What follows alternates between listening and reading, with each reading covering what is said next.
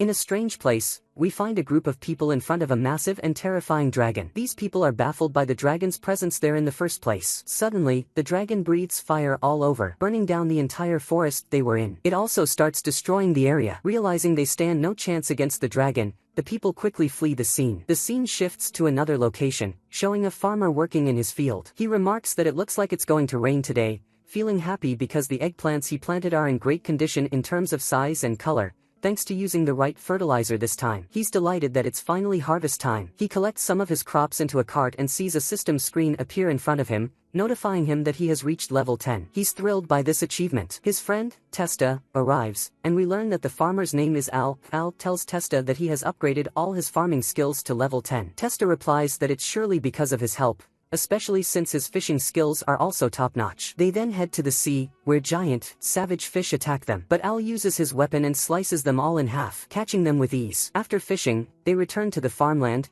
and Testa comments on Al's impressive farming strength. Al responds, attributing his success to the blessing of growth enhancement. Testa envies this skill. Al receives a notification that he can merge his farming skills. When he tries, a lot of things appear that he doesn't understand, but Testa notices on one of the screens that Al's attack power has increased significantly. However, Al brushes it off, saying it's no big deal as he already has the growth enhancement skill. He remembers that he needs to deliver his crops to the royal capital's market quickly. As he drives his cart, he's relieved that it doesn't look like it's going to rain today. Suddenly, when he focuses on the sky, he notices a massive dragon. We also see the people from earlier who were fleeing from the dragon, completely outmatched by it. Al thinks to himself that he needs to distract the dragon. Holding an ordinary carrot, he decides to throw it at the dragon to divert its attention. But when he does, he throws it with incredible force, instantly exploding the dragon into tiny pieces. The dragon is blown to bits, and the carrot returns to Al's hand, completely intact, despite the explosion. The people who were being chased by the dragon are shocked, not understanding how the dragon was defeated so easily or what caused it to be destroyed in that manner. Al, however, is unfazed despite having killed the dragon, merely thinking to himself that his attack power has probably increased again, but nothing more. He gets back in his cart and leaves the scene. As he departs, the people notice tracks from his cart. Al heads to the city gates, introducing himself to the guard and explaining that he's here to deliver vegetables to the city. He shows the guard his entry permit, and the guard allows him to enter,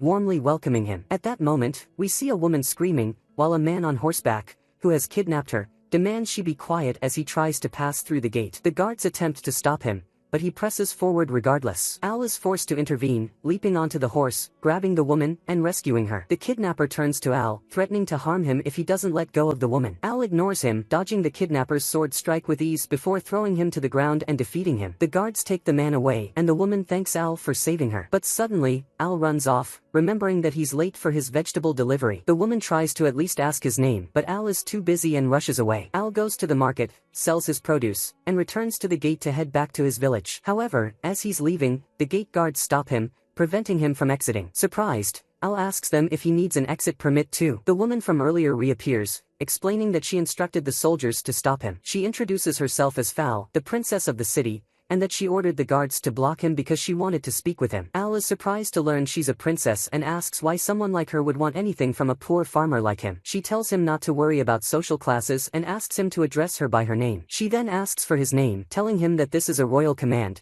and he must speak with her freely. He tells her his name is Al Win and asks what she wants from him. The princess asks if he would be willing to serve the royal family. Al is shocked and wants to refuse, but then remembers that doing so might cost him his life. He tells the princess that while it's certainly an honor, he's just a simple farmer and not capable of handling such a responsibility, asking if he can decline the offer. He tries to leave, but she grabs him by the collar, asking why he's refusing to work at the royal palace, saying that working in the palace should be a great opportunity for him. He tells her he's not interested and just wants to spend his life farming. The princess tries to tempt him, offering him a piece of land 33,000 square meters in size if he agrees to work for the palace. Al is still confused and asks why she's so insistent on him working for them. She explains that the man he defeated earlier has a power level of around 500 points, and Al defeated him with ease. Al asks what the average ranking is, and the princess explains that an average person's strength is around 50 points, an adventurer's around 130, a knight's or commander's around 600, and a legendary hero's around 1000 points. She then asks if Al can show her his rank. Al considers it but remembers seeing his stats screen earlier, which listed his strength at 5,000 points. He thinks to himself that he absolutely cannot reveal this to her. Meanwhile, the people who were with the dragon arrive in the city, telling the princess that the dragon was defeated but not by them. They mention that the dragon was taken down by someone else using a powerful weapon,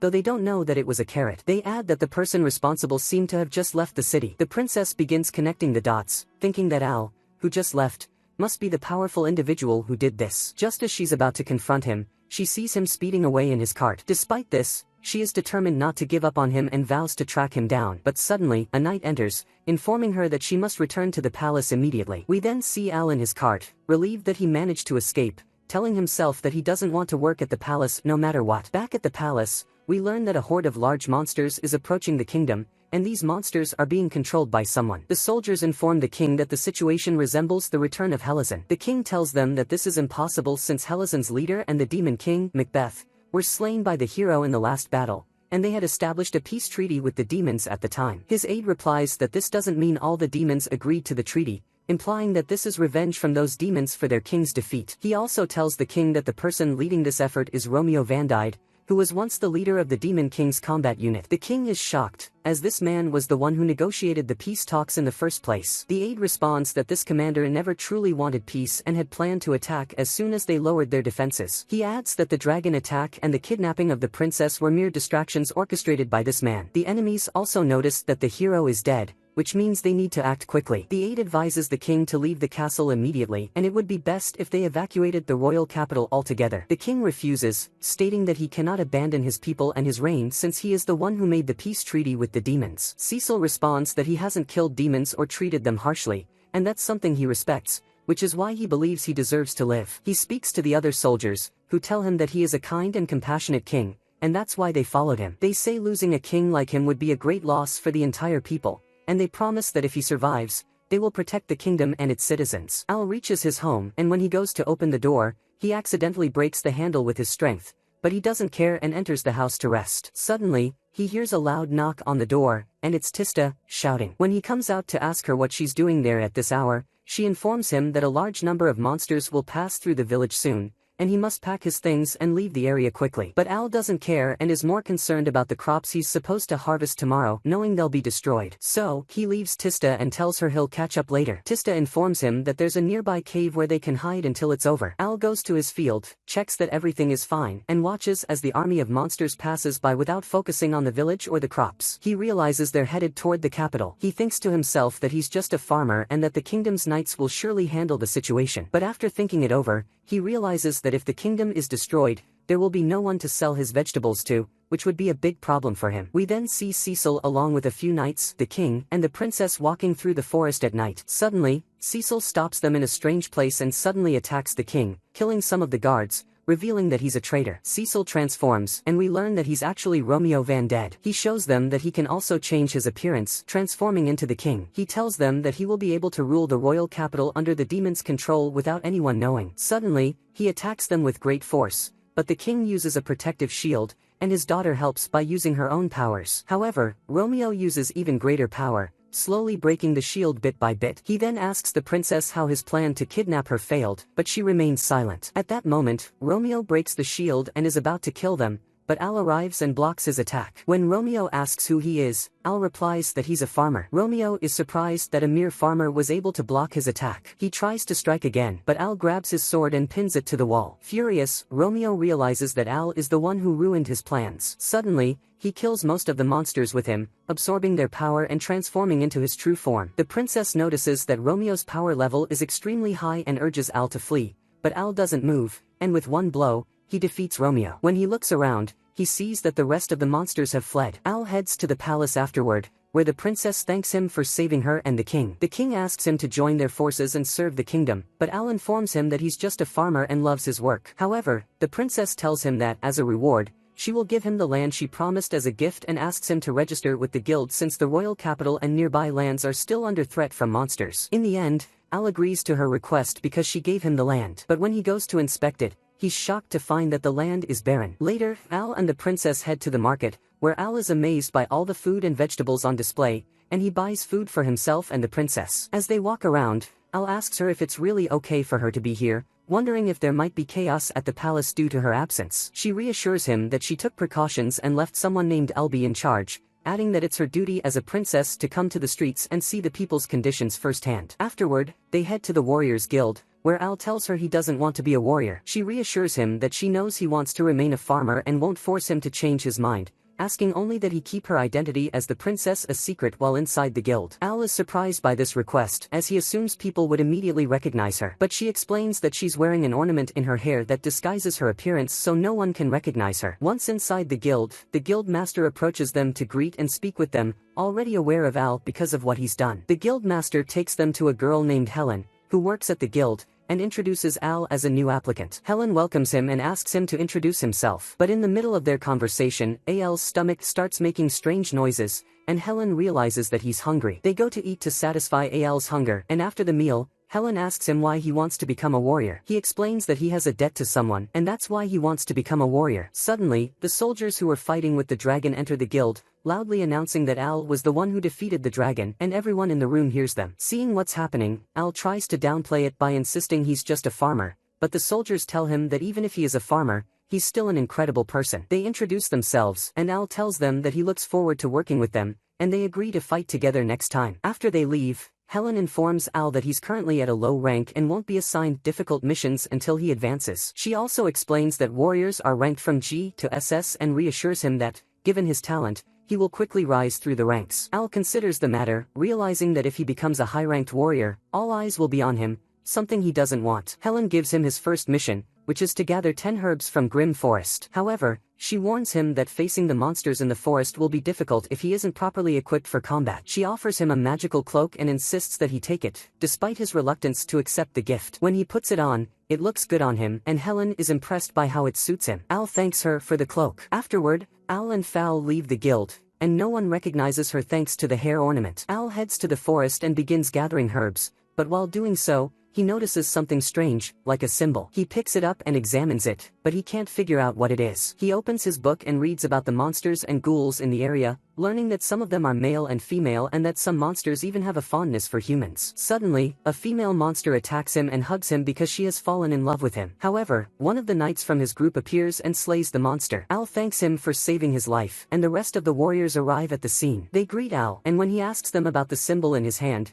they take a closer look and inform him that it belongs to an unknown and rare monster, seldom found in Grim Forest. They explain that the symbol is very valuable and rare and that he could sell it for a high price if he wanted to. One of them interrupts the conversation, reminding them that nightfall is approaching and they need to leave. He asks Al if he's finished his mission, but Al says that he hasn't finished his mission yet and still needs to find one more herb. However, he doesn't get to finish his sentence before he feels an incredibly powerful aura surrounding them. They see a strange-looking dragon emerge from the ground and walk past them, completely ignoring their presence. Al realizes that this is the dragon associated with the emblem and tries to read its stats. But when he does, he's shocked to see that his stats window is malfunctioning due to the dragon's overwhelming power. Next, we see Helen asleep, but she wakes up in a panic after experiencing a terrifying nightmare. When she goes to work the next day, a colleague notices she doesn't look well and asks her if she's okay. Helen responds that she feels like she's lost her memory again, unable to recall anything from the last time she returned home. Her colleague convinces her that she should take some time off and see a doctor, suggesting she's been overworking herself lately. At that moment, Al walks in and approaches Helen,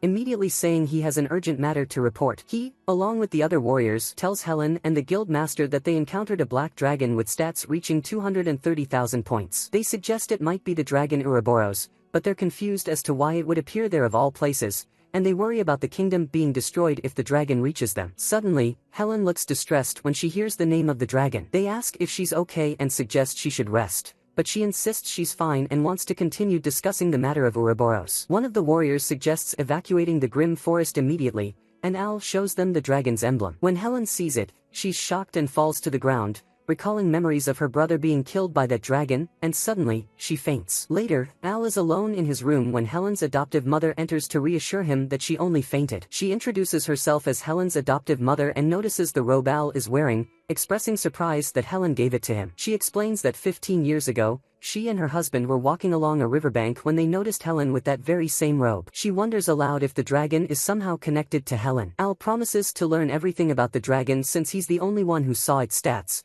insisting it would be too dangerous to leave it unchecked. However, she scolds him, saying he's only at rank G, and insists that this matter should be left to the S-rank fighters. But Al reassures her that he'll be fine and that he must do what he can to help. She smiles, impressed by his determination, and gives him healing potions to aid him in his mission. Later, he receives a letter and is surprised to find it's from his mother, even though he hadn't told her he was going to the royal capital. He thanks the delivery man and learns his name is Rex, but Al is puzzled by how Rex knew his address. Al then goes to the library and searches for anything related to the dragon, but he can't find anything useful. He worries about the destruction the dragon could bring to the city and fears the worst. Thinking of Helen and her potential connection to the dragon, he decides to look for reports on the dragon incident from 15 years ago. He asks the librarian for the reports, but she tells him he can't access them due to kingdom laws, as only those in higher ranks are allowed to discuss the matter. Al tries to persuade her, but she refuses to budge. However, Fal appears, and when the librarian realizes he's associated with Fal, she immediately allows him access to the reports. Fal asks Al what he's searching for, and he explains that he's looking for reports about the destruction near the Sun's River 15 years ago. After some thought, Fal suggests the village of Onal might be relevant, and when they search through the books, they find one that explains everything. The book reveals that 15 years ago, the village of Onal was wiped off the map. A merchant who went there to sell goods was shocked to find the place in ruins. Investigators found the emblem of the dragon in the village, confirming that it was linked to Ouroboros. Rumors circulated that the dragon thrived on destruction and was said to be immortal. However, it was reported that the dragon fought its mortal enemy and died, which was recorded in history books. They're puzzled as to why the emblems still exist even though the dragon is supposed to be dead, but Fal suggests that it may have been resurrected, which would put them in grave danger. They realize that the matter was kept secret to prevent panic in the region, and even Fal was unaware of the situation. Al decides to investigate further the next day, and Fal insists on joining him. When they arrive at the village of Onal, they see all the destroyed houses. Al searches for clues but suddenly hears someone calling out to him. He follows the voice until he reaches a grave. Standing at the grave is a young boy in ghostly form wearing the same robe as Al, and we learn that this is Helen's brother, who was killed by the dragon. However, Al doesn't yet realize that he's her brother. They talk, and Fal is confused, as she can't see the ghost and wonders why Al seems to be talking to himself. The ghost introduces himself as Ray and explains that he's been waiting here for someone to hear him for a long time. Ray notices the robe Al is wearing and asks where he got it. Al tells him that Helen gave it to him, and Ray reveals that the robe is a magically enchanted defensive garment that their father gave to him when he was young. Upon hearing this, Al puts the robe on Fal to protect her, which embarrasses her as he's standing so close. But suddenly, she's able to see Ray, though she can only see his legs. Ray continues explaining that Helen is his sister and the only survivor of the destruction that occurred in the village 15 years ago. Al asks if she remembers anything from that time, and Ray explains that she was supposed to remember everything, but her mind protected her by making her forget due to the horrific scenes she witnessed. Ray then warns that his sister is in danger and pleads with Al to save her. We flash back to Helen's past, where she is calling out to her brother, who is practicing sword fighting. He trips over a rock and falls. When Helen sees him fall, she rushes over to check on him, telling him he shouldn't try to play the hero so much because he'll end up hurting himself. But Ray remains firm in his belief that he should be a hero, stating that the wounds or injuries a hero receives are like a badge of honor for him. Suddenly, they both hear the sound of destruction coming from the village and see a strange aura nearby, so they decide to head toward their village to check on what happened. However, when they arrive, they are shocked to find everything destroyed, even their house is in ruins. As they look around, they see the dragon, so they run to hide somewhere else to avoid being noticed. Then we see an old woman with two young boys, and the dragon stands in front of them. The young boy isn't afraid of the dragon, throwing a rock at it and telling it to leave. We then hear the dragon speak, saying that he hates hope because it's like poison to him, and that's why he has to eliminate the source of hope. Suddenly, he gathers his energy and grabs the people. At this moment, Helen is running away with Ray, but she almost makes a noise that could give away their location. Ray quickly silences her, telling her that they are in a dangerous situation and need to escape quickly. They are both disheartened because they feel helpless and unable to do anything to save the villagers. They continue running, but they don't know where they are going. Suddenly, Helen stops, feeling something strange, and indeed,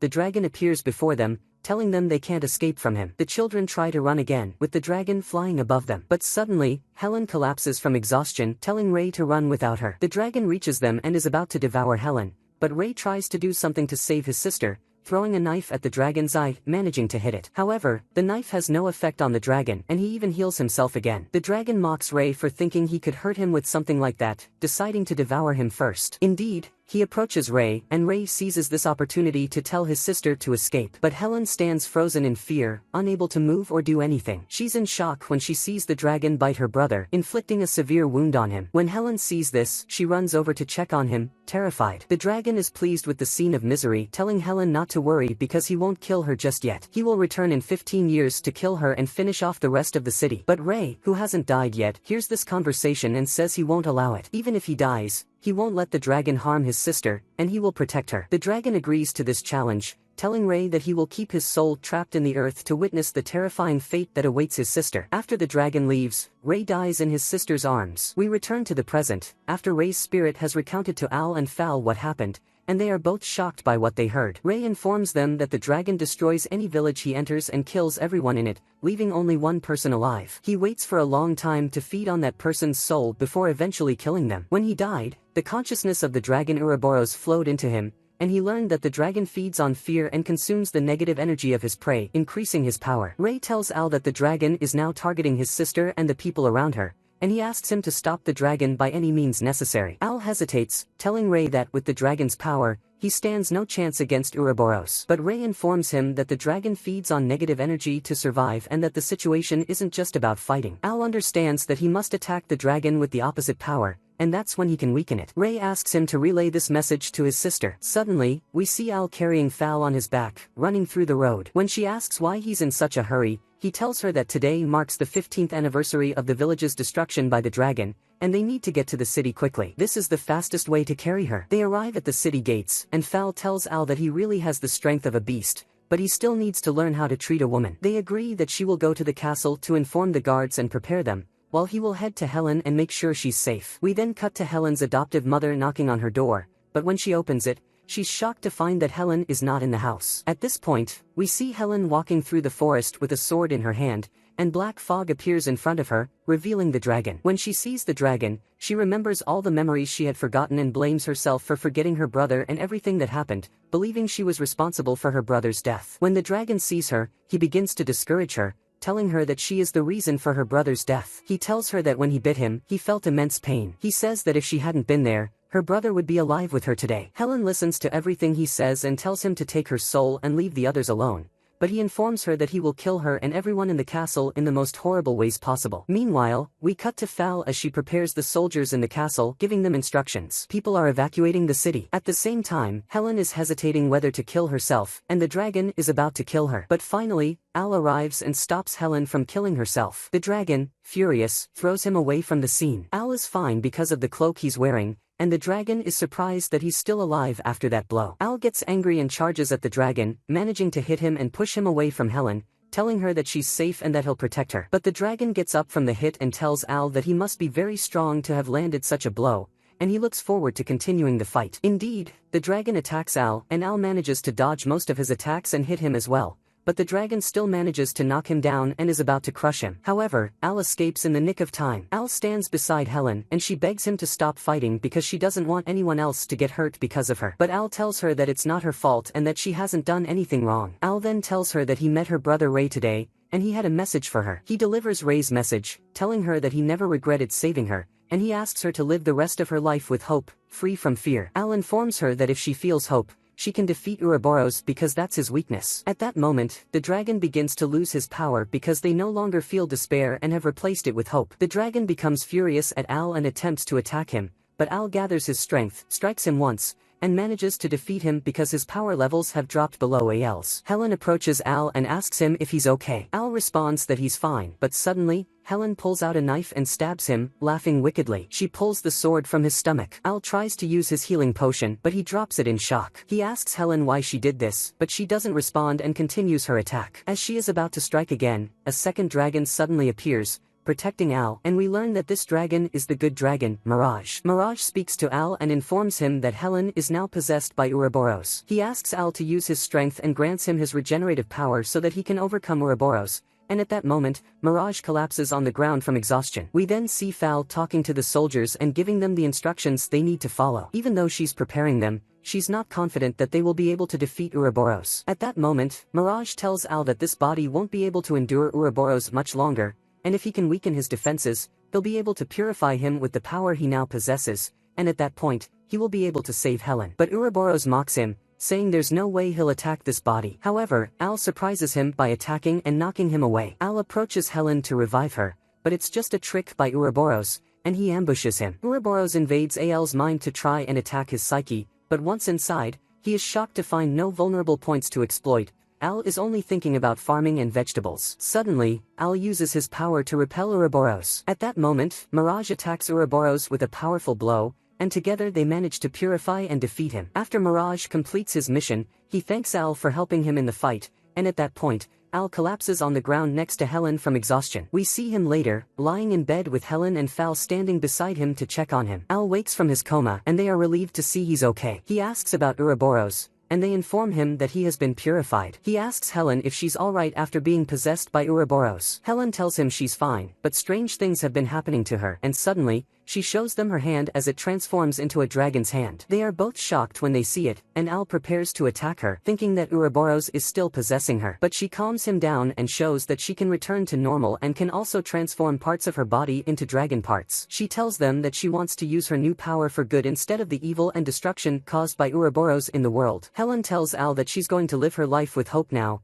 or else her brother's sacrifice would have been in vain. She asks Al about the nature of his relationship with Fal, and Fal lies, telling her they are just childhood friends, nothing more. At that moment, the warrior friends, the guild leader, and Helen's adoptive mother enter to check on them, and they're happy to see that everyone is fine. They decide to drink a toast on the guild leader's dime, but the leader isn't happy about it since it'll cost a lot of money to host them. They hope the royal palace will foot part of the bill, but Fal almost lets it slip, saying not to worry, everything will be paid for. Fortunately, it goes unnoticed. They go off to celebrate and drink, but Al, being a respectful and pious man, drinks lemonade. A bad influence tries to get him to drink alcohol, but his companion stops them, telling them not to force him into anything. Al thinks about the crops he needs to harvest tomorrow, reminding himself he has to return home early that night. But Fal appears next to him, telling him to stop thinking about work for a bit and enjoy himself, even if just for a short time. She thanks him for what he did for them and shares how she felt while giving orders to the soldiers atop the castle. She admits she felt out of place, but when she saw him fighting the dragon despite the power difference between them, she found hope again. We then see Al the next day, walking through his field with Testa. At that moment, Rex arrives and delivers a letter to Al. When Al opens the letter, he finds it's from his father. As he reads it, he learns his father is checking on him and his mother, asking if he's okay. His father also expresses a desire for him to come visit,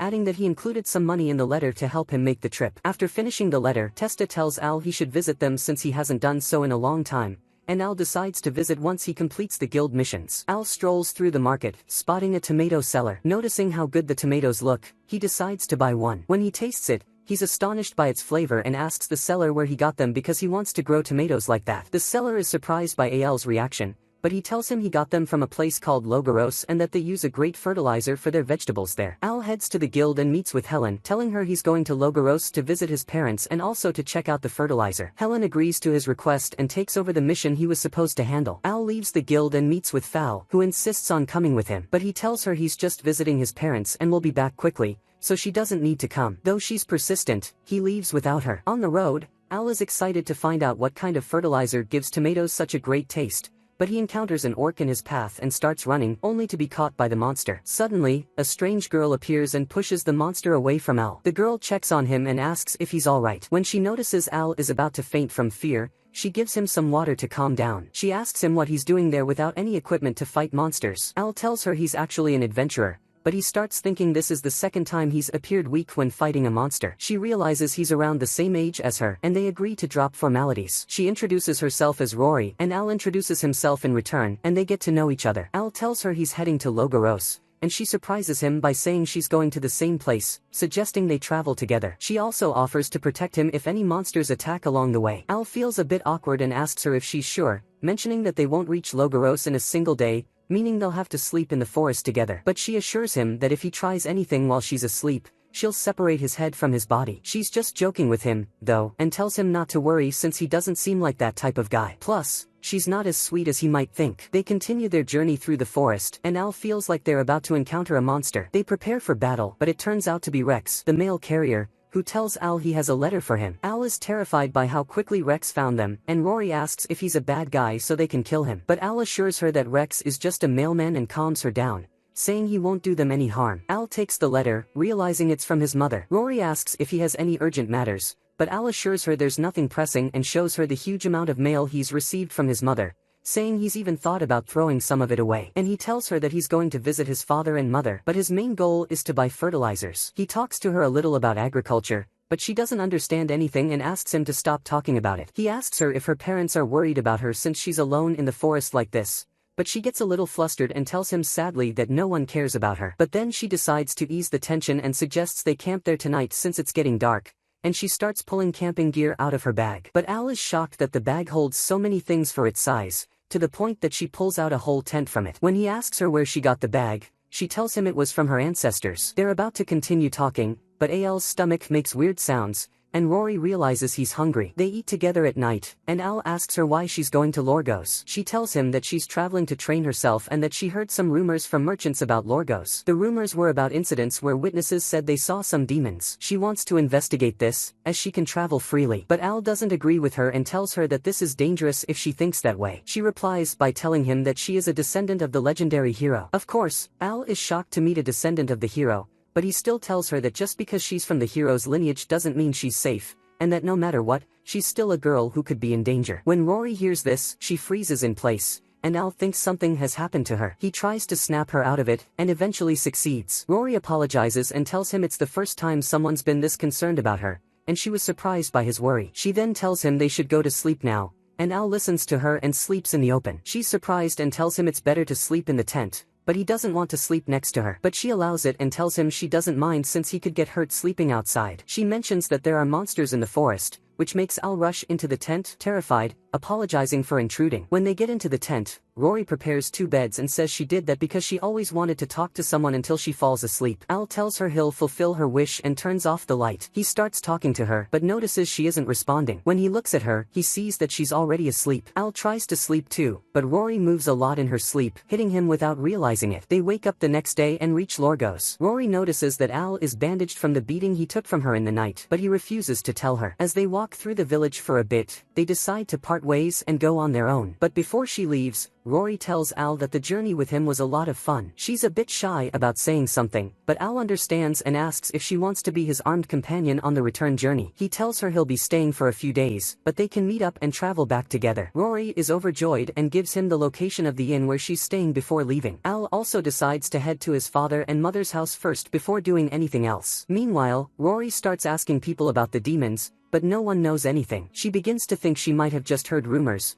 and suddenly, she remembers how people used to look down on her for being weak, even though she was a descendant of the hero. But then, she hears a girl screaming and runs toward her. When she gets there, the girl tells Rory that a demon kidnapped her younger sister and begs her to save her. She tells her that the demon went toward the Forest of Illusions. Rory listens to the girl and heads to the place she pointed to. Meanwhile, someone is watching her. Al arrives at his father and mother's house and is about to knock on the door when his mother bursts out, flinging it open with such force that Al gets tossed around a bit. She then hugs him tightly, almost breaking his bones because she hasn't seen him in so long. Al's father comes out, thinking Al is a stranger with his wife, so he punches him. His wife gets furious and tells him that this is their son, and they start arguing. They go inside the house, and the mother prepares dinner for Al, while treating his father like garbage by making him a dead, raw chicken for dinner. Al says that while Rory's cooking was delicious, his mother's cooking is still the best. When his mother hears this, she asks him who Rory is, and his father gets excited, telling him he should marry her and have lots of children. But his mother gets mad again for no reason and starts wrestling with him. Al tries to defuse the situation, and his father helps by saying that Rory is just a war companion. Al goes to his room with his father later, and his father thanks him for saving him because he was about to die,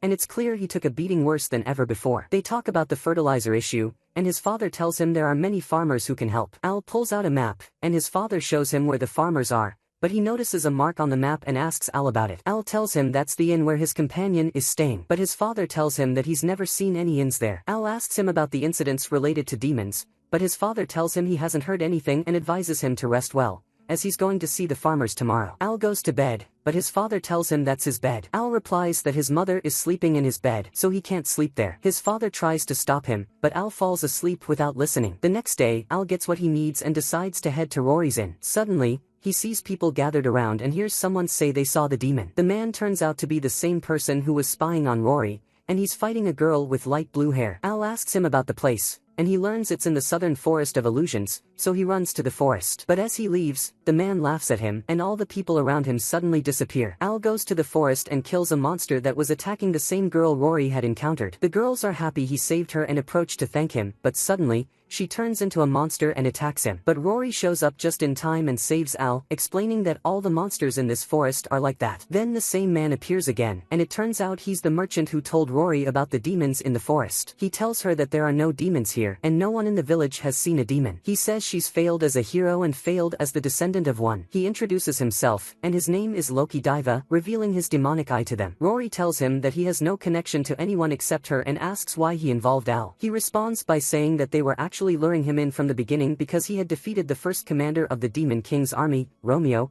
and also defeated the evil dragon Ouroboros. Loki looks down on humans and any other creatures besides himself. He asks Al and Rory which one of them he should start with. Rory tries to attack him, but he easily dodges her and injures her. Al rushes to check on her and uses healing magic on her, surprising Loki that Al can also use healing magic, so he decides to start with him. Al speaks to Rory and tells her to rest. She tells him she couldn't do anything against Loki and asks him to take care of himself. Al agrees and tells her not to worry because he's a top-class farmer, after all. He attacks Loki, managing to dodge all his strikes and hitting him, driving him into the ground. However, Al comes out of the pit unharmed and attacks Loki again, managing to injure him. But Loki gets enraged and hits him with magic, throwing him far away. At that moment, the box Al brought with him from the farmers opens. Loki tells Al that all the opponents he defeated before were mere pawns and that he won't be able to defeat him. Al uses healing magic to recover from his injuries, and Loki says that while Al is troublesome, his effect won't last long. Al asks why Loki wanted him in the first place. Loki admits he's just wasting time but will tell him anyway. He reveals that his mission is to eliminate any obstacles that might interfere with the plan. He had his eyes on Al and Rory as well as the girl who had taken the power of the evil dragon, clearly referring to Rory. He informs Al that since he is a hero, he has gained the power of the Lords of Good, while the Demon King has gained the power of the Lords of Evil. However, this doesn't apply to Rory as she doesn't meet the hero's qualifications. Loki decides that enough talking has been done and attacks Al and Rory with his monsters. Al manages to dodge the monster's attack and saves Rory from another monster's strike. However, Al gets surrounded by the monsters, but Rory appears at that moment and rescues him. She tries to attack the monster, but nothing seems to affect it. Al decides to attack it himself and succeeds in finishing it off. Loki then uses his power to attack them with his magic, and Al protects Rory from the attack. After the assault ends, they see that a large crater was created in the area. More monsters appear, striking Rory and throwing her far away, while Al also gets pinned down to the ground. Loki prepares to use his ultimate power to kill Al. At that moment, Rory feels guilty and remembers her childhood when she wanted to become a hero, but people belittled her abilities. Her parents, however, told her not to listen to those people. Loki bids farewell to Rory before attempting to kill her with his attack. But suddenly, the monster holding Al turns to stone, and it is revealed that Al used the fertilizer he had with him to clot the insect's blood and kill it. Loki is slightly surprised but doesn't really care, saying that no matter what happens, Al's chances of winning are non-existent. Al becomes furious and charges at him, but Loki, as usual, dodges all his attacks. But Al refuses to give up and keeps attacking him. Seeing Al's determination, Rory realizes that strength is not what matters and that in order to save people, she must not give up, no matter what happens. Rory gathers her courage and rushes at Loki, stabbing him from behind. Even though he doesn't seem affected, she tells him that she won't give up, no matter what. Suddenly, an immense power surges, and Loki is shocked that she has acquired the power of the Lords. She uses all her strength and attacks him, obliterating him from existence. She feels overjoyed that she was able to accomplish it. When she approaches Al, she finds him collapsed on the ground from exhaustion, so Rory takes the opportunity to tell him that she loves him. Al remains asleep until the evening, with Rory sitting beside him the entire time. When he wakes up, he asks Rory if he had slept for a long time, but she tells him no, even though she was about to carry him away because she didn't know the way. They walk along the road for a while, and they begin to hear voices around them. It sounds like someone calling Al as if it's an eerie voice. Al asks Rory if Loki might still be alive, but Rory looks scared and tells Al that she's terrified of ghost voices. The voice comes closer and closer, and then it's revealed that the terrifying voice was actually coming from Al's mother, who had been searching for them in the area. They then head to the hotel, but they can't find it because it was an illusion created by Loki. Rory informs Al that she'll just live in any nearby building instead. Al returns home, but when he opens the door, he finds his mother standing right in front of him, so he immediately shuts the door and is terrified because he had just left her in the forest a moment ago. But she appears behind him again, and Al is scared, retreating to his room and dragging his father into trouble with her again. The next day, we see Al's father hanging out the laundry, and it's clear that his mother was the one who did that to him. Al tries to leave the house, but his mother starts crying and begging him not to leave. The father attempts to allow Al to go freely, but she silences him. Al speaks to his mother, telling her that he can stay with her, but he won't be happy doing so. His mother eventually decides to let him go. She asks him afterward if he's going to remain a farmer,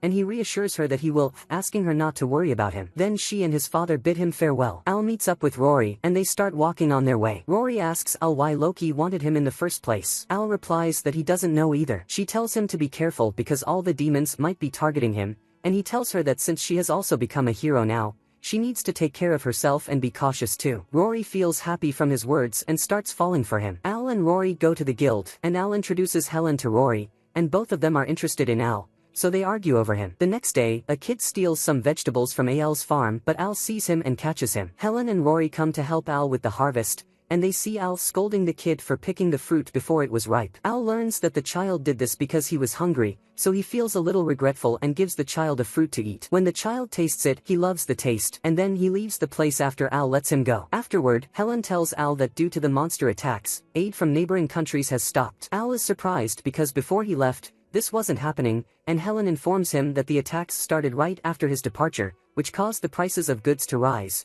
and the poor and common folk can't afford food anymore. Suddenly, they all hear the sound of bells, and Helen tells him that it means the monsters have attacked again, so they go to see what's happening. When they arrive, they find a fierce battle between the monsters and the king's knights. Helen decides to help and uses her dragon power to defeat some monsters. Al is surprised by her ability to control her new power so quickly. Rory also doesn't stand idle and attacks the monsters, easily killing several of them. Al also doesn't stay still. He grabs his axe and charges at a large number of monsters at once, sending them flying. Even though they killed a lot of monsters, more kept coming, and a larger number of monsters appear in the area. But suddenly, a large group of knights arrives, and their leader raises his voice, telling the monsters to withdraw or they will taste the pain of the holy sword Lafton. Indeed, the monsters begin to feel fear and retreat, and everyone in the place is shocked to see the monsters withdraw like that. Later that night, we see Al in his home when someone knocks on his door. When he opens it, he finds Fal standing there. She tells him that she's here to say goodbye, but Al is confused and asks her what she means by saying goodbye. She tells him, sadly, that she's decided to leave and won't return, so she decided to say farewell. After a moment, her maid knocks on the door and tells her it's time, so Fal bids Al farewell without explaining anything. She gets into her carriage and leaves the area without telling him the reason. The next day, Al notices that ever since the Holy Sword incident, the monsters haven't approached the town, which allowed trade and life to resume in the town. But at the same time, Princess Fal has gone missing, and Al keeps thinking about her. The mother of the boy who stole vegetables from him yesterday comes by and apologizes for the trouble her son caused. But Al tells her that nothing happened and everything is fine. The woman then tells him that she is a seamstress, so if he ever needs any clothes or anything from her, he can come by. Afterward, Al meets Rex, who gives him a letter and tells him that his reputation for cheap prices and good vegetables has spread all over the city. Al is happy and says it's all thanks to the holy sword Lafton, because it kept the monsters away and stabilized the prices again. He also praises the knights, calling them kind, for volunteering to protect a town that isn't theirs. But Rex doesn't seem convinced and feels a bit upset, though he doesn't say anything to Al. Rex then gives him the latest edition of the city's newspaper and informs him that it says Princess Fal will marry the prince of the kingdom of Antisburg, who saved the city from the monsters using the holy sword Lafton. So Al understands that this is why Fal is getting married to him. We then see Helen and Rory eating together, and Helen shows Rory the newspaper. Rory thinks for a moment and says it's strange that the monsters understood the prince's words and retreated from the battlefield. Al arrives at the place and finds out that they've learned about the princess's situation. He wants to show them a letter his mother sent him about this, but instead, he shows them a different letter, in which his mother is telling him how much she loves him and can't live without him. Al feels embarrassed because he showed them the wrong letter, so he gives them the correct one, which contains the important information. In this letter, his mother says that she heard about the monsters appearing in his town and delaying the distribution of goods, so she looked into the matter. She continues by saying that while investigating, she found that the holy sword is just an ordinary sword, with nothing special about it, and it was made by a regular blacksmith with no extraordinary powers. After finishing the letter, she tells them that she knows all this because she was once the leader of a group called the Shadow Puppets. At this point, the girls are shocked, and they ask Al if his mother was really the leader of the Shadow Puppets. But Al, being innocent, doesn't understand anything, so they explain to him that the Shadow Puppets is a highly skilled intelligence unit capable of gathering any information, no matter how hidden or obscure. In short, if they wanted to know the color of your underwear, they could find that out. Helen continues reading the letter, and it reveals that the one helping them is a demon too, but his lover is under threat, so he follows their orders. In short, the kingdom of Antisburg is bringing the monsters to the desired location and then driving them away, claiming credit for themselves. Al decides that they must help the princess no matter what, but they realize that to enter the kingdom, they will need a permit and deal with a lot of hassle. But Al tells them that he has a solution, and we see Rex appear behind them. Meanwhile, in the kingdom of Antisburg, we see the prince talking to the town leaders. They thank him for his continued protection from the monsters. We see that each of them is paying the prince a great deal from their town's wealth in exchange for his protection. After they leave, the prince laughs at them and decides to expand his scope and make the monsters attack more towns. He then speaks to the demon under his control, whose name is Gazel, and orders him to do so. But Gazel refuses to obey and doesn't want his companions to attack humans anymore. He doesn't want the monsters to attack humans without reason, as the monsters don't emerge unscathed after these battles. But the prince hits him, knocking him to the ground, and tells him to obey in silence, threatening him with his lover. So, Gazel is forced to comply. Suddenly, Fal enters and scolds him for what he's doing, telling him he can't treat the palace servants this way. But he responds by saying that as a ruler, he must be strict sometimes, and it's something like necessary education for him. One of the soldiers then enters and tells the prince there is an urgent matter to attend to, informing him that the wedding carriage is delayed. The prince gets angry because important people from all over the land are going to witness the wedding. The knight tells him that if it's a horse-drawn carriage, they can find any replacement quickly. The prince then says that as long as there's no issue with quality, they'll manage, and he orders them to handle the matter immediately. The prince then asks her why she hasn't been cheerful since she arrived, and he asks if it's because she doesn't like the country or something. He tells her that while things may be different here compared to her own country, she'll eventually get used to it and be happy. He tells her that he is eagerly awaiting the party tomorrow, but Fal appears visibly displeased. Later, we see Al at the tailor shop run by the thief's mother, and indeed,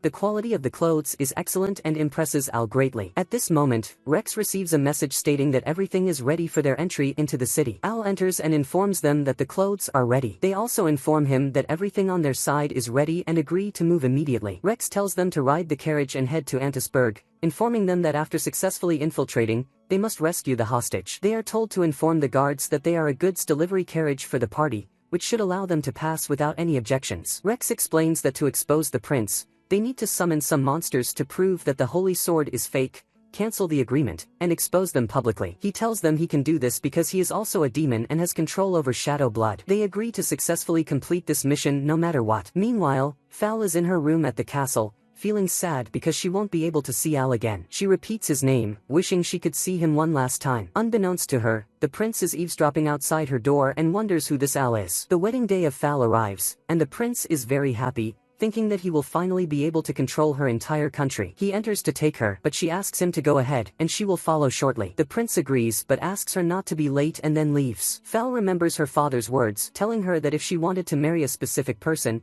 social class and such things are not important, and what matters is that she loves him. Returning to reality, she says that what she is doing is for the sake of her country, but she still thinks about Al. Meanwhile, Al and his companions successfully enter the city, disguised as simple farmers wearing clothes taken from the father of the child he had previously stolen from. However, Helen and Rory are not comfortable with the disguise and tell Al that this won't work and they will be easily discovered by the knights. Al convinces them that the disguise is good and no one will recognize them. As they walk, they encounter a knight who asks them what they are doing there. Al replies, saying they are delivering fresh vegetables to the castle. The knight, however, is suspicious and realizes they are not there to deliver vegetables and starts chasing them with the rest of the knights. While running from the soldiers, Helen tells Al that they must enter the castle no matter what, and she uses the power of the black dragon, grabbing Al and throwing him into the castle. Al lands in the place where the demon lover is held and asks if he is okay from the throw. Al assures her that he is fine and that he is from her lover Ghazal, there to rescue her from her captivity. Suddenly, knights enter the room, and upon seeing them,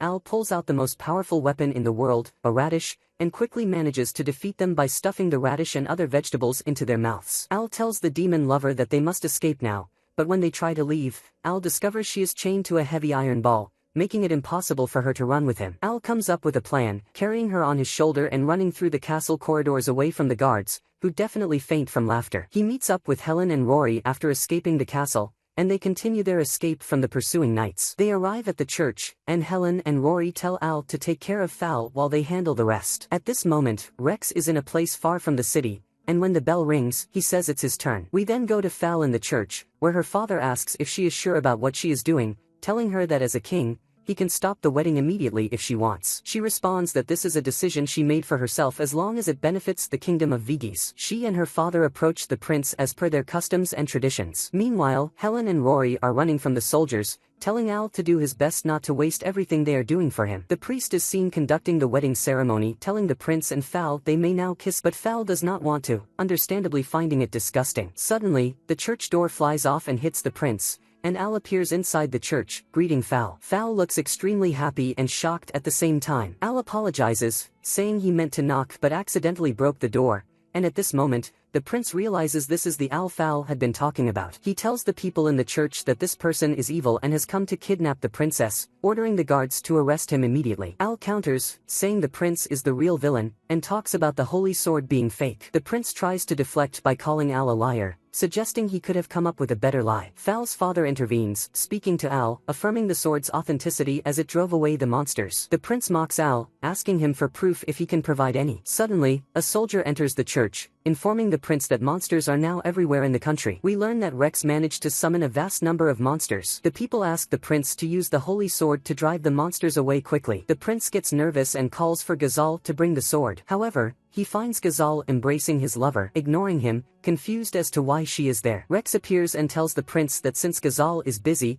he brought the sword to him to save them. The prince, unsure what to do, is pressured by the people around him to take the sword and save them, but he does nothing as the sword is fake. Al takes the sword, throws it at one of the monsters entering the church, and when the monster approaches the sword, it attacks and easily breaks it. At that moment, Ghazal blows his special whistle, driving the monsters away from the church. And then the prince is exposed and it is revealed that he threatened and ordered him to send monsters to different countries in the region. The monsters that were sent were called back by the whistle he had because only demons can play it. Suddenly, we see the prince laughing and saying that they are too late. He tells King Galen that his country is already destroyed. He informs him that last night he sent a huge swarm of monsters to the kingdom of Migas, and because the capital now has no one to rule it, it will be weak. Ghazal is shocked and says it is impossible because he did not send those monster instructions. But the prince tells him that he doesn't need a flute to attract monsters. All he had to do was throw some monster corpses in the area, and they would come in huge numbers. Helen and Rory appear and say that Migas will not be occupied. This is because, after they were attacked last time, the knights asked them to retrain to become stronger than they were because they wanted to protect the country with their own hands. Indeed, the people of the country at this time are fighting monsters and doing a great job. The prince's soldiers appear, and the prince orders them to arrest everyone. But the soldiers throw down their weapons and approach him, and he realizes from Helen and Rory that they told them all the evil things he had done. The prince runs to the king and tries to kill him, but Al throws a turnip at his sword and stops him from killing the king. He approaches him and gives him a Mike Tyson-style punch, telling him that it is over. We see the soldiers taking him to prison. Fal thanks Al for what he did, runs to him, and gives him a big hug, refusing to let him go and repeatedly saying that she loves him. Rory gets upset and gets jealous of Fal, yelling at Al to stay away from her. The king approaches Al and thanks him, congratulating him on marrying his daughter. Al is nervous and doesn't know what to say. Rex meets King Galen and gives him a letter, telling him it is a message from an unknown person sent to the prince. He tells him that everything was a plan from the beginning and that there was someone behind the scenes moving the prince's plan,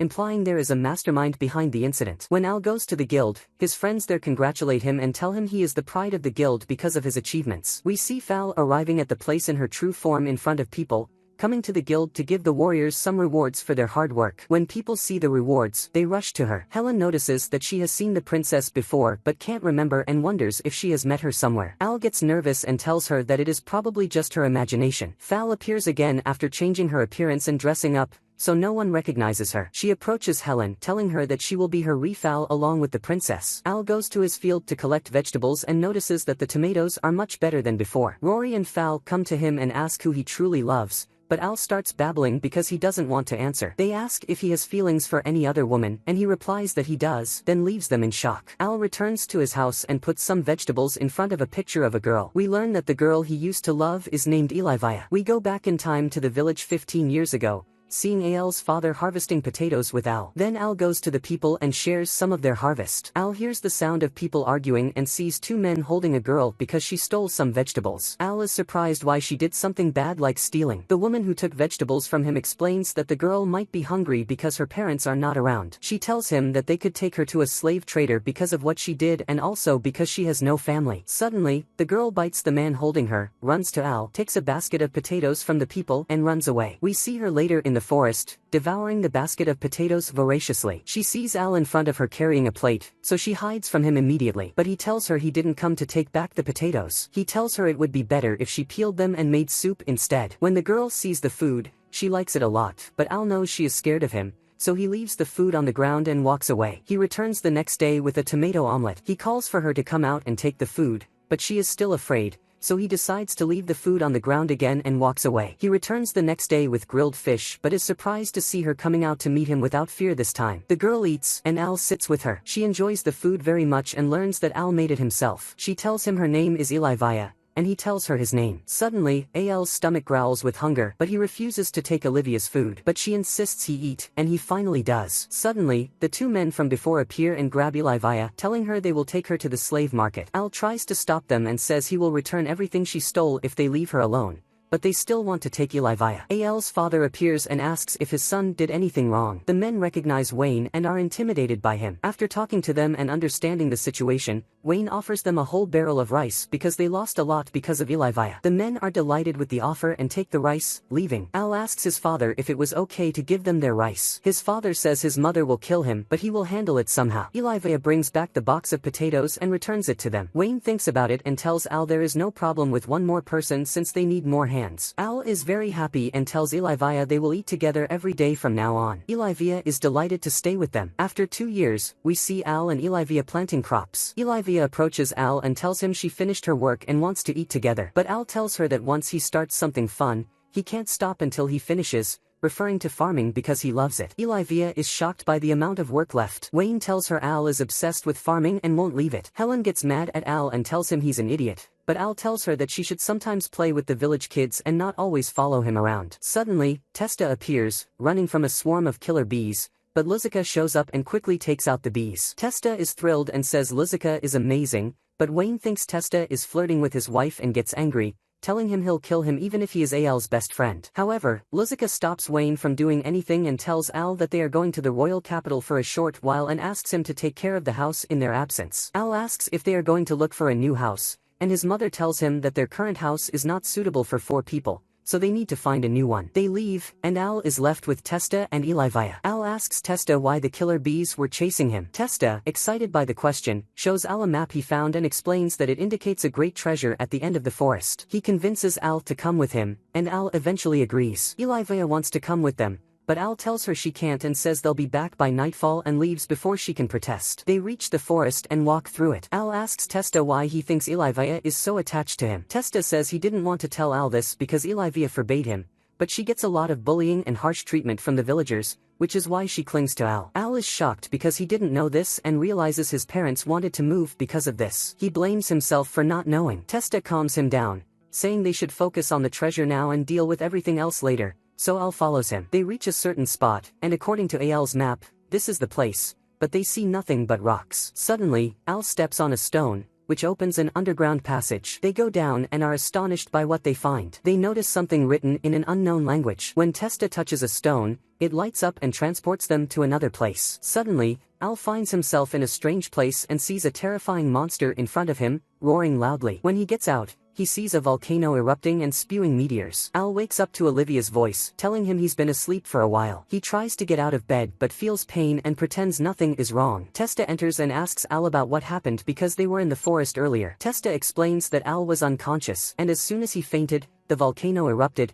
covering everything, including the field and the house, in ash. He tells him most people have evacuated the village. Suddenly, they hear that the bridge has collapsed, cutting off access to the neighboring village. One of the villagers tells Testa they found his parents. Al decides to let Testa go and heads in his own direction. Al and Olivia go to the village chief, who explains that there's very little food left, so they are rationing it and asking everyone to hang on until help arrives. Al remembers his fields and decides to go there, but he finds all the vegetables ruined by the ash. Suddenly, he feels the same sensation he had before and experiences severe stomach pain. Olivia comforts him, and Al apologizes for her being hungry, but she says she's fine and just wants him to stay with her. Later, Olivia searches the tents and finds food in one of them. She thinks about stealing it but remembers how Al saved her from the villagers before, so she decides against it and leaves the tent. The next day, Olivia takes her and Al's food ration but is worried about him, so she gives him her portion. Al notices there's more food than usual and Olivia lies, saying that aid has arrived and they will get more food from now on. She also reassures him that his parents will be back soon. Al believes her and says she'll also get to eat her fill. Olivia continues, saying she can't wait to eat his vegetables again. Al is happy and promises to grow more vegetables for her. Every day, Olivia gives Al her food until she becomes very weak from hunger. One day, while walking, she collapses and faints from exhaustion. Al wakes up and wonders where Olivia is. Suddenly, Testa enters and tells him Olivia has died. Al is devastated when he sees her body and is even more shocked to learn from Testa that she died of starvation and was lying about the aid. He holds her and cries beside her lifeless body. Later, he, his parents, and the villagers bury her. In the present, Al thinks of her while farming and blames himself for not being there when she needed him. He vows to keep farming for Olivia's sake. Al fights a monster in the forest and easily defeats it. On his way back, he's surprised to see a girl lying on the ground and rushes to her, asking if she's okay. The girl, unconscious, makes Al decide not to leave her there alone. Al wakes up to the girl speaking and asking what he wants from her, thinking he's kidnapped her. Al explains he found her on the side of the road and brought her back,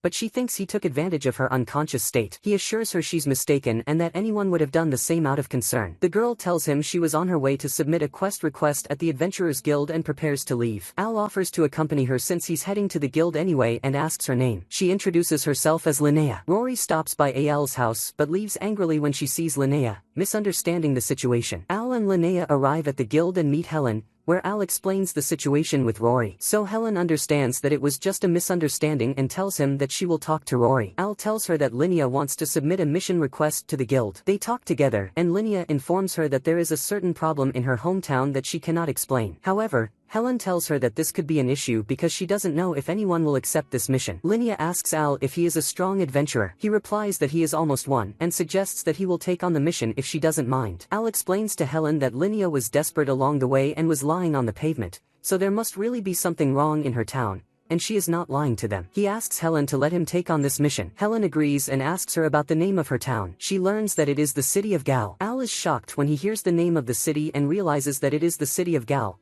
which has a different kind of Helion plant from any other place. He talks about the agricultural information around the city. Al praises Linnea because she is from the city of Gal, but she is puzzled by him. Helen tells her that he is a bit strange, but she can trust him. Al stands with Linnea and thanks her for the new clothes she gave him. However, she thinks he is trying to get close to her to repay him with her body and tells him that her father warned her about all men and that they are like wolves with hidden motives. But she tells Al that she only walks with someone she trusts. She takes his hand and tells him they will head to the city of Gal. Meanwhile, Rory is watching them without them noticing and is very jealous of Linnea. At this moment, Al and Linnea get into the carriage, and Al is happy that he finally found a carriage because transportation to the city of Gal is limited. The carriage owner explains to them that the reason for this is that the city of Gal has cut off all its trade with other cities. Suddenly, Al sees the female monster he was dealing with before, and he is terrified because he sees her. She is not alone. She has a horde of monsters with her, and Al faints from fear. Al wakes up from his unconsciousness on Linnea's lap and is very embarrassed when he wakes up and gets up immediately. She is surprised that he apologized to her as soon as he woke up and thinks he is thinking about something inappropriate, but he tells her that he didn't think about anything. He notices that she put his necklace on her neck and tells him that this necklace calms the nerves and reduces his tension a bit. They reach their destination, and Linnea gets off the carriage. Al talks to the carriage owner and learns that she is very kind. The owner tells him that when he fainted, she put his head on her lap and patted his head. Afterward, Al reaches the city's gates and is asked by the guards who he is. But when they learn that he is Linnea's companion, they let him in. Al enters the city and looks at the weapons of the guards, noticing that they are holding brooms instead of weapons. Al enters the market and sees someone selling food, so he buys from him immediately and asks him while preparing the food about the situation in the town and if anything strange is happening. But the man tells him that he doesn't know anything and doesn't understand what the king is thinking. However, the vendor gives Al the food burnt, and Al notices that something is wrong with everyone in the city, so much so that some people mistake him for a shipment and take him with them. Al barely escapes from them, and Linnea informs him that all the city's residents have been acting this way for a while and suggests that they go to her house and rest a bit. She tells him that her family works in selling necklaces and that because of the necklace they are wearing, they are still fine and nothing has happened to them so far. Al asks her about her parents, but she also doesn't know anything about them. Al decides to investigate this matter for her, and Linnea wants to tell him something but changes her mind and tells him that she will rely on him for the investigation. Al goes out into the city with Linnea and meets Rommel, the city's chief, and Al is happy because this person made the Helion revolution in the city and tells him that it is an honor for him to meet him. Al wants to ask him about everything happening in the city, but Rommel tells him that it is a long story and invites him to come and have dinner with him at his palace. Suddenly, Al is carried again like a shipment, but he tells Rommel that he will fulfill his invitation later. Rommel laughs wickedly and says that he is waiting for him. Linnea talks to Al about the city's lord and tells him that the situation is strange because he is fine and still hasn't left the city or even asked for help from other countries. Al agrees with her and tells her that they will know everything when they go there. Linnea tries to make him understand to use his kindness moderately because the wicked may exploit this point to their advantage. Al assures her that he has taken his precautions and asks her to trust him. Just that. Al goes to the king's palace, and when he enters and walks through the corridor, he notices that he has several Helion plant statues. Al and Linnea enter the king's chamber, and Al gets straight to the point and asks him about what is happening in the city. Suddenly, the king orders his guards to hold Al with their weapons. Al is surprised and asks him for an explanation of what is happening, stands up, defeats all the guards in seconds, and attacks the king. However, Linnea protects him and tells Al that she asked him to use his kindness moderately. Al asks Rommel about what is happening, and Rommel tells him that he will know everything before turning him into his slave. Rommel turns into a demon and tells Al that he is a noble-ranked demon named Fritra and that he controls humans by possessing them, like this city king. However, he can only control one person at a time, so he only controls the king. Therefore, he used a clever method and put his power into the city's statue, which is why he was able to infect all the city's residents. Fritra informs him that his next step was to target the royal capital, but he heard that a human defeated Ouroboros and Romeo, so he decided to put his crystal into that person's body and control the humans. Al learns from Linnea that she did this because this demon held her parents hostage. Al understands the situation and tells the demon to do what he wants, and at that moment, the demon starts to bring the crystal closer to Al. Linnea tries to correct her mistake and tells Al to run away, but the demon tells her that it is too late for something like that. At that moment, Al grabs a pebble, throws it on the ground, and breaks it. We then see that the king's statue is broken and all the soldiers have lost consciousness because of that. Al tells the demon that he didn't destroy the statue but his companions did. The demon is surprised because Linnea was monitoring him all the time. However, Al tells him that she only monitored him at one time, which was when the merchants carried him. At that time, he thought that the ones who kidnapped him were real merchants, but it turned out to be Helen and Rory who informed Al about the whole situation and gave him a stone to break, which would cause their stone to glow and break the statue. Al continues and says that they have now saved the hostages, and there is nothing Fritra can do. But the demon calls Al a fool and tells him that there is still one remaining victim, the city's king. He threatens that if they take one more step, he will kill the king and orders them to surrender. But Al knows that the king loves asparagus more than anything in his life, so he runs to him and puts some asparagus in his mouth, successfully bringing him back to his senses. Al gets angry at the demon and punches him out of the castle. After the situation calms down, Linnea bids farewell to Al before he leaves. She tells him that when she grows up a bit more, she will return to the royal capital. Suddenly, she leans in and kisses him on the cheek. Helen and Rory become very upset when they see this, and as soon as Al steps away from her, they jump on him, yelling at him while he tries to explain that he had nothing to do with it. Al checking on his tomatoes, which are in excellent condition, making him happy as he plans to sell them in the market. We see Helen, Rory, and Fal working hard in the field, helping Al. Fal says that at first, she worked on the farm to help Al, but now she has come to love the farm work itself. The others agree with her, and Rory says that they also use their muscles a lot, so they don't need to exercise separately. Fal notices the necklaces around each of their necks and asks them about them. They tell her that they got them from Al after their last mission. Fal thinks about it and says that Al must have a special one for her. But they inform her that they got these necklaces after helping him in the city of Gal, and she must consider Linnea's feelings. Fal gets upset when she learns that Al has met and befriended another girl, saying that Al needs to clarify things for them next time. Suddenly, they hear a loud scream from afar and realize it's Al's scream. They rush to check on him and see Al angrily yelling because harmful weeds have appeared on his plants, which are very difficult to remove. He blames himself for lowering his defenses this time, and the girls watch him, used to his personality. Later, they sell their vegetables in the market, with Al giving a bit of asparagus to anyone who buys from him. One of his guildmates passes by and buys some vegetables from him, inviting him to visit their guild sometime before leaving. Suddenly, we see Fal hiding and glancing around,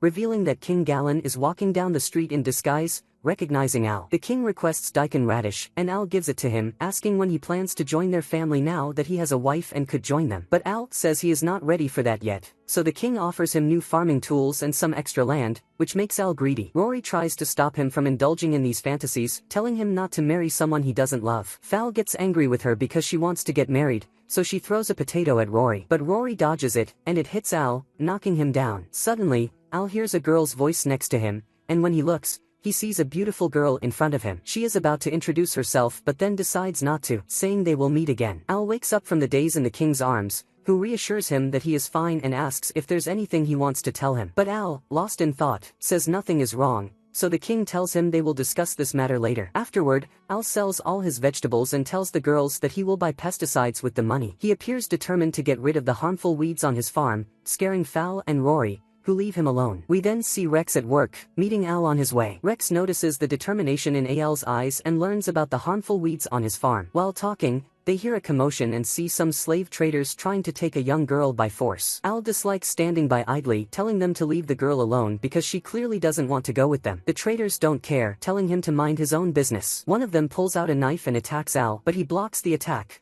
knocking him and his companion to the ground, making the lead trader flee. Al approaches the young girl, asking if she's okay, and notices that she is a demon. When Rex comes closer, he recognizes her, revealing her name is Yuria and that he is also a demon like her. Rex explains to Al that this girl is the only daughter of the demon king and the new heir, but Al wonders what she's doing in a place like this. Rex reassures Yuria, telling her that Al doesn't hate demons and even likes them. Yuria feels reassured and tells Al that she wants to save all the demons. Al is a bit puzzled and asks her for more details. Yuria explains that she was playing in her room when a demon named Galambai, who usually takes care of her, told her that even if she was alone, she was not safe there. He then used his magic to transport her to this place against her will. They understand her story, but Rex reminds her that the land of demons is on the other side of the ocean, and even with the fastest boat in the kingdom, it would take 3 days to reach. But Al gets an idea and asks Rex to take care of his crops until he returns from the land of demons. Rex asks about his plan. We then see Al literally running on water, carrying Yuria under his arm like a watermelon,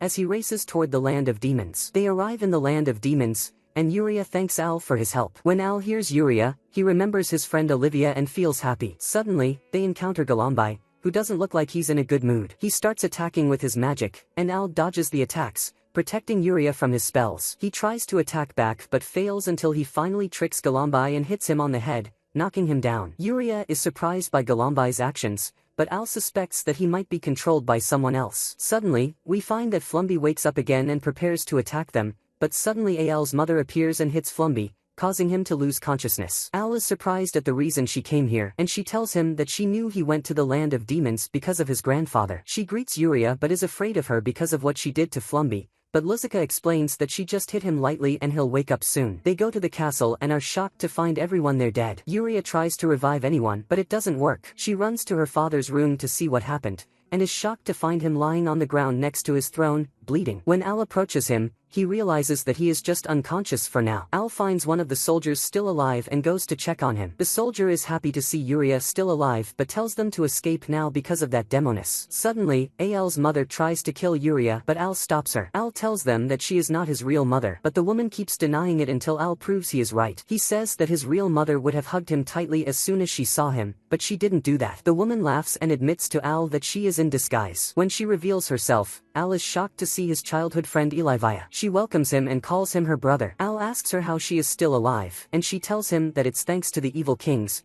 without whom she wouldn't be alive now. Suddenly, she uses her magic power, saying it's the power of the evil kings, and attacks Yuria with immense force, but Al manages to save her at the last moment. However, he is shocked by the damage caused by the attack, seeing the castle and the mountain behind it cut apart. She tells Al that she is impressed by how he managed to match her attack speed, even though he hasn't awakened the evil king's power within him. She tells him that the increase in his stats was because of the evil king's power. Al asks her how the evil kings did that when he never met them, but Elivia tells him that he did meet them and that she will tell him more if he joins them. She approaches Al, wanting to control him, but Yuria calls out to him, snapping him out of it. Elivia gets angry at Yuria, grabs her by the neck, and when Al tries to save her, she pushes him away. Elivia tells Al that if he joins them, she won't kill anyone he loves, but if he refuses, she will do the opposite. She is about to kill Yuria, but Al shouts, and his gem glows. Suddenly, Al finds time has stopped and is confused, and then he sees the angel again. When he asks who she is, she tells him she is the queen of good for humans. She explains that the evil kings blocked her for a long time,